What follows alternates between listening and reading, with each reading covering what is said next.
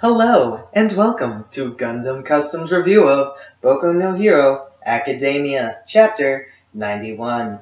The chapter begins where the last chapter ended, as Kachan jumps to grab Kirishima's hand.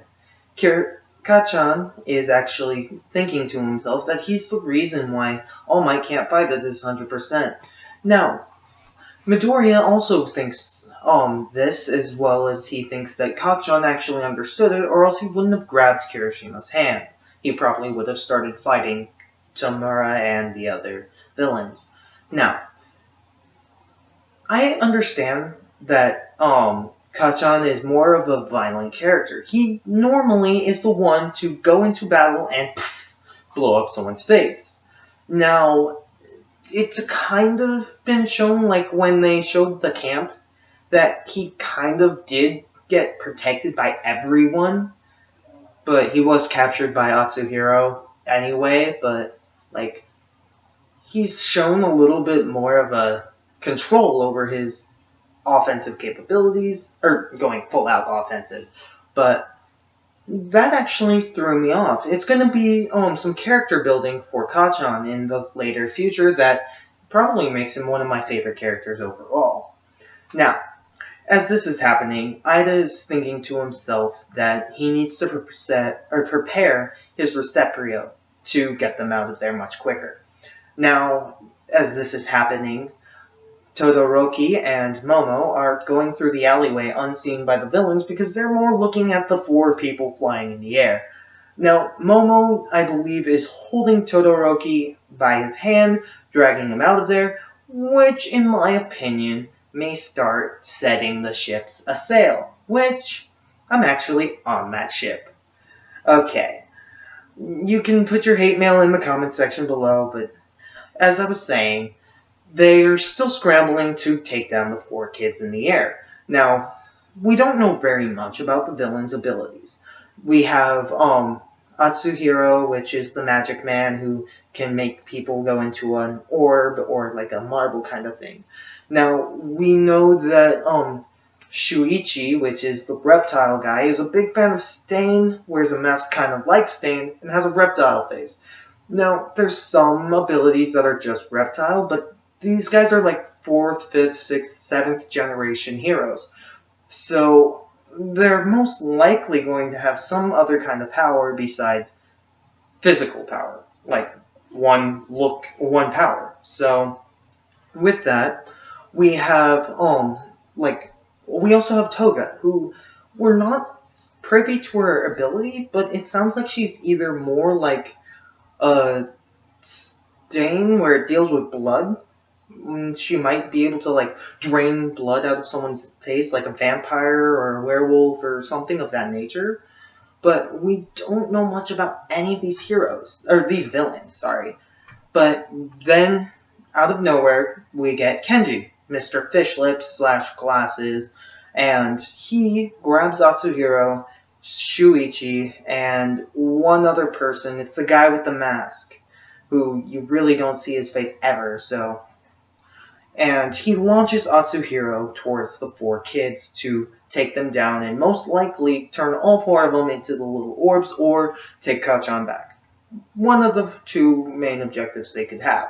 Now, as this is happening, Atsuhiro is going straight towards the kids as he's blocked by none other than Mount Lady. I know, Mount Lady was taken out last chapter, and I thought she was actually out. It was a refreshing surprise and kind of a deus ex machina to get her to jump in the way and practically go down again, which is really funny. But if she stayed, that would just be too much trouble for the story, I guess. So it's better all for the plot. Now, as this is happening, she tells the kids to get along and go along, and that they're brats. Now, she falls down straight out again, as I said, but as Atsuhiro is also out. Now, Kenji is going to get ready to launch Shuichi towards them to stop them yet again with his magnetism ability. Now, as this is happening, Gran Torino comes out of nowhere and goes off of each of their heads like pinball, which is actually quite funny to me. As this happens, they all hit the ground out cold. Gran Torino starts talking to All Might, in which he brings up the conversation, saying Midoriya has become much more like you, in the worst possible way. Now, I find that Midoriya is a likable character. He's slightly reckless, okay, extremely reckless, but he's been like that, like, even before he met Gran Torino. So if he said he's become more like All Might, I haven't seen it much. But going on. Now, as this happens and Gran Torino talks to All Might, All for One sees that a lot of people are down on the ground, and Tamura and Toga are by the gate, where Gran Torino is about to attack. So he uses his force activation on Kenji. Now, I didn't catch this at first when we first read the little box saying his abilities. Now, his ability is actually magnetism. He can't magnetize himself, but he can magnetize men and female and other objects. Now, I don't know the polarizations of the other objects, it doesn't say, but women are polarized north and men are polarized south. Now, the only woman there was Toga, which when All for One used the ability of force activation on the magnetism, it made all the guys go straight towards Toga, who was the closest to the warp gate. Now, as this was happening, Toga made quite a funny joke about the men coming on too strong there. Now, as this is also happening, Tomura is Mr. Hand, is actually struggling and trying to help his sensei, aka All for One. Now, as this is happening, All for One tells him to continue the good fight, or continue the fight, good fight, bad fight. But as this is happening, he also remembers when All for One first meets the young Tomura. Which, talking about Tomura, I think that his backstory, to make him actually hate All Might, either it was only because of All for One saving him, and he just wanted to take out All Might, or his parents were villains, or All Might didn't save his parents. One of those three options are the reason why I believe Tomura is a bad guy. But moving on, as this happens, he's All for One throws Kenji into the warp gate as well, getting all of the villains out of the area. Now, we're not sure where they're gone to, and they're probably not going to show it for maybe another chapter or two. Like, maybe next chapter at the very beginning if they just want to stop the fight between them.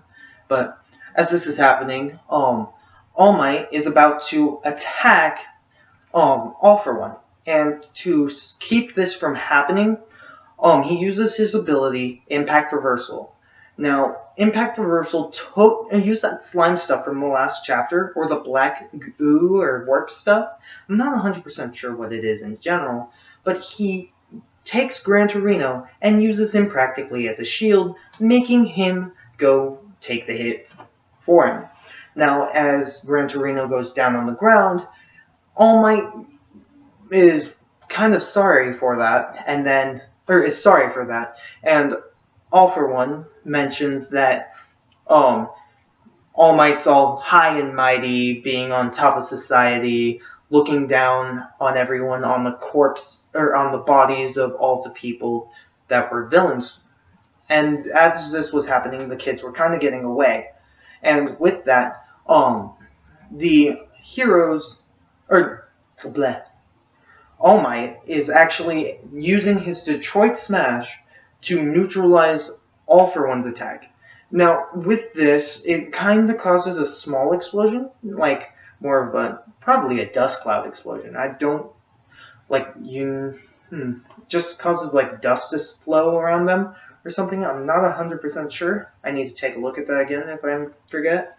But with this, All for One mentions that all of the heroes have something to protect at the very moment. Now, All for One or All Might has all the kids to protect, such as Midoriya, Kajan, You get the point. And the other knocked out heroes. While the other heroes are saving the civilians that were injured from the attack All for One did to knock out Mount Lady, Genist, and the other heroes.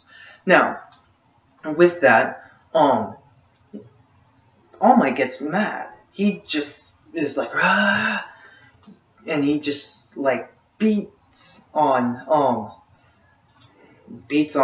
for One while saying that they are thieves, destructive, manipulative, they exploit people, and they disregard other people's hardships themselves. And All Might just doesn't want any part of it. He just wants to just beat the living daylights out of him, and he's reverting back to his normal form with, like, he still has his muscles and everything, but he has his face of his, like, normal blood. Which is actually the funniest part about his character, but right there, it actually made it more dire. Now, like, in the next chapter, All might actually die. I highly doubt it, because I think if he goes back to normal and All for One is still injured, because All for One at the end, once the fist is in his face, he says he's heard this all before from Shimura Nana, which is the predecessor to, the predecessor to All Might, which was his teacher, his sensei, so on, in a sense. And Gran Torino, I feel like Gran Torino is going to be the one who dies next week. Because he's used up his role, because he's already taught Midoriya to mainly control his abilities so he doesn't break his bones most of the time when he's at 5%. Now, I would like to see All Might stay alive to cultivate that ability more. Now, I would find that All for One also has a death flag these chapters, or these past chapters in this chapter, because he saves Tomura, the flashback about Tomura and him meeting in a sense, and all this is going on, that all three of them have kind of death flags. Now, less likely All Might, because we have so many questions about All Might, like several of the past heroes, several of the past, or his past teacher, for example. Now, maybe they'll show it next chapter and kill off All Might then, but I still think Gran Torino, even though he's still injured from All Might's punch, which would be really painful. Like, think about that. That'd be like if a car hit you. Well, he's a superhero who has, like, a wind kind of kicking super speed thing for him going. But still, like, getting punched by, like, a car would be really painful. Now, Gran Torino, I believe, will go, jump in the way, get killed, and then All Might either kills All for One or takes him to jail, and the bad guys come take him out later.